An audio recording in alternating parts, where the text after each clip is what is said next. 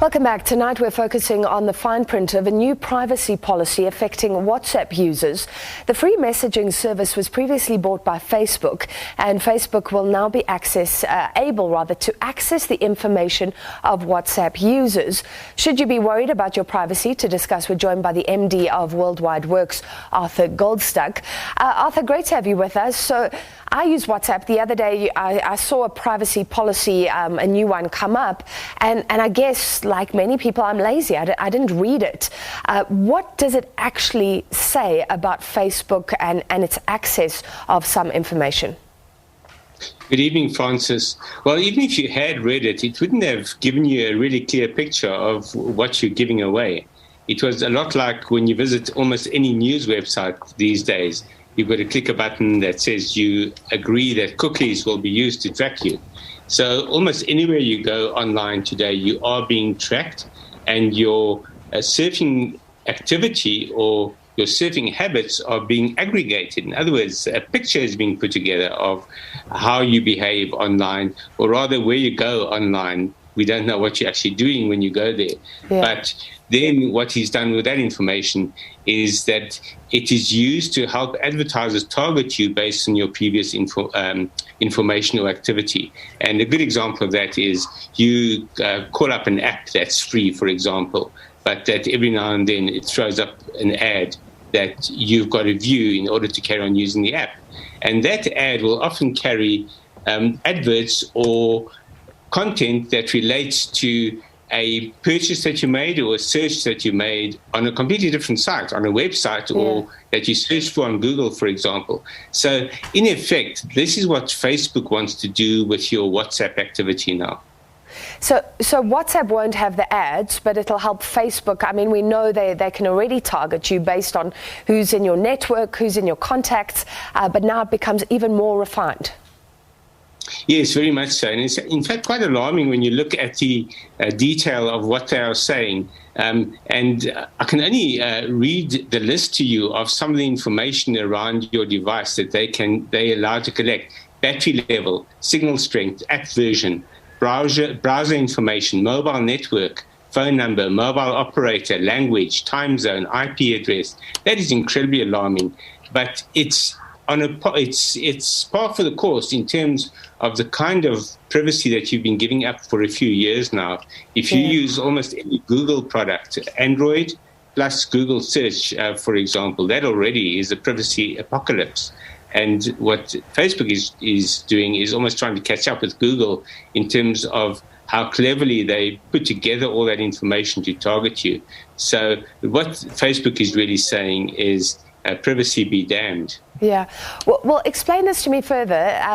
Arthur, I'm not actually on Facebook. I've made a decision not to be, but I use WhatsApp. So now you're saying that Facebook can still access what I'm browsing on my search engine on my phone, not even WhatsApp related.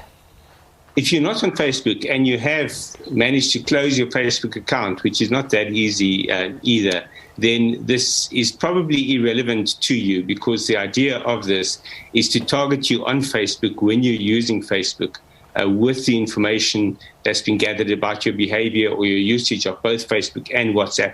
So in effect, it's aggregating the user behavior of Facebook and WhatsApp users in order to target them more effectively on Facebook. But I also believe that the intention is for WhatsApp to become an advertising medium as well in the future. And we shouldn't be surprised if we suddenly are informed and have to again accept terms and conditions that says that we will be shown adverts that are relevant to our interests. Yeah. And that'll be pulled from this kind of information. Is it any relief that Facebook isn't actually reading your WhatsApp messages? I remember when WhatsApp said it would encrypt messages, people were relieved, because the concern about SMSs was that your cell phone provider could read those.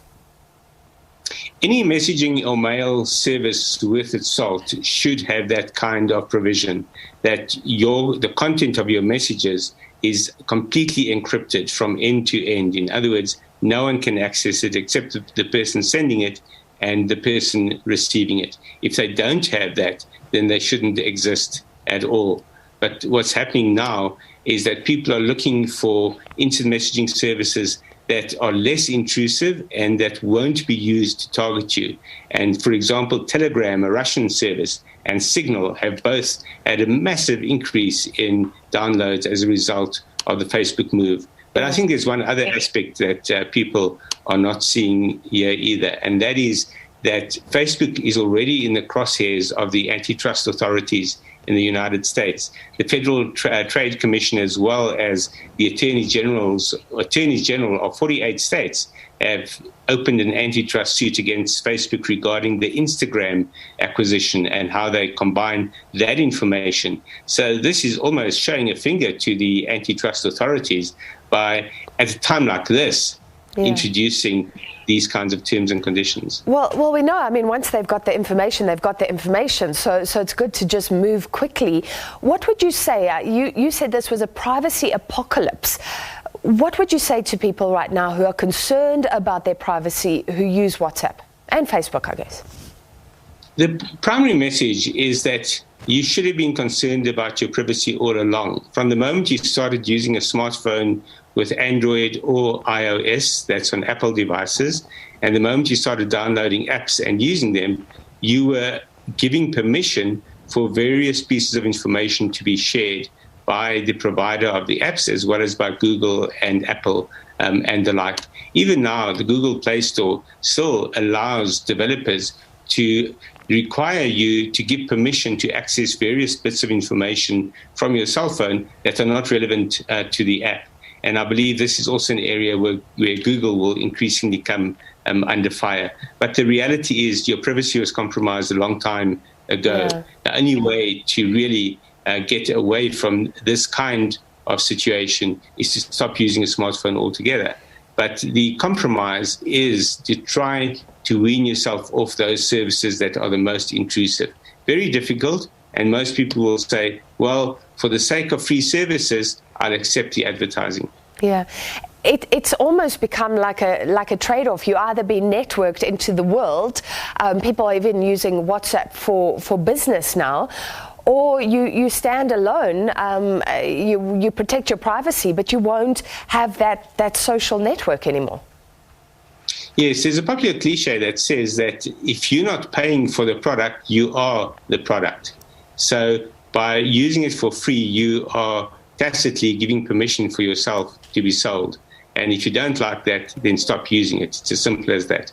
And just quickly, before we let you go, you mentioned Telegram, run by the Russians. So how do you know what other services you could trust and that they won't be invading your privacy down the line? There are a lot of reviews online. You can do a search on Google, ironically, to find which are the most secure of these messaging apps. And there are reliable sites that rate them for their security. And Telegram and Signal tend to come up the highest. There are others as well, but they're very obscure. And chances are very few of your friends and contacts will be using them. So that's the real trade-off. And the reason most people will carry on using WhatsApp is that all their friends and contacts are on WhatsApp. But the more they find that they can power with Telegram, the more they'll reduce their usage of WhatsApp. So I think it's going to be a WhatsApp versus Telegram battle in the same way that Zoom came along to take on Microsoft Teams and Microsoft Skype, for example. Okay, that'll be something interesting to watch. Thank you very much. It's not alleviating those privacy concerns, saying it's a privacy apocalypse, what's going on. That's the MD of WorldWideWorx, Arthur Goldstuck. Now, poor internet connection